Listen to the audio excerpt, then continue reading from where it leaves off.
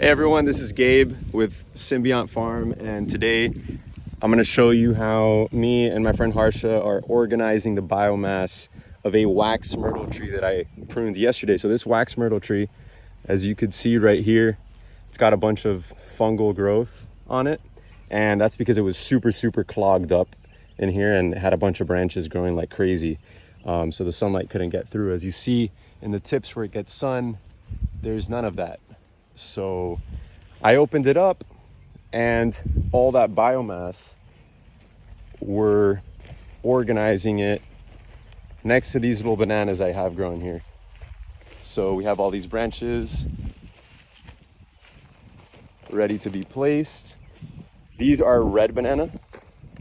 They're still young. And as you can see, the cold kind of messed up all the pigeon peas that were here, but we're just gonna pretend that's not happening. So yeah, as you can see, the strategy is thicker logs on the bottom and then more leafy material on the top. So yeah, the next step is to take the machete and start cutting them in a certain way where I separate the thicker parts from the leaves so we can organize it in that fashion. Okay, so there's not one way to do this, but the way that I found that's the most efficient is, you see how I started by placing some logs over here? Now what I'll do is, this is the next branch, and so I'll chop this branch onto the other one that I placed, and then I'll put this log over here. And so now when I grab another branch, say this one for example, I continue the same pattern.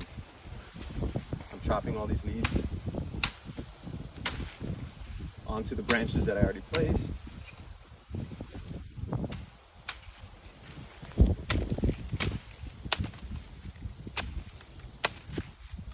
And then I take this stick and I place it over here somewhere.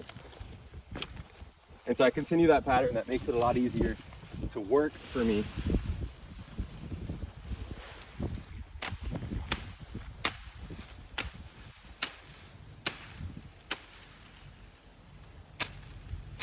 And of course it can get messy, but you just take this now, give it some shape. That'll do the job. All right, so here's the finished product. Doesn't look like much, but you know, we made use of a tree that was pruned anyways over there and use the biomass. If you have it, use it.